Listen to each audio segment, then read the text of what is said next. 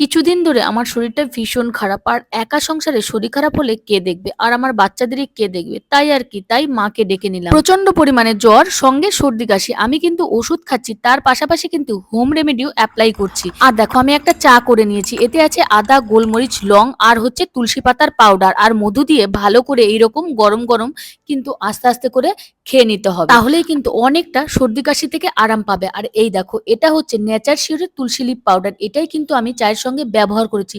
সত্যি কথা বলতে আমার কাছে কিন্তু কোনো তুলসী পাতা নেই। তার জন্যই কিন্তু এই নেচার শিওর তুলসী লিফ পাউডারটা আমি ঘরে রাখি।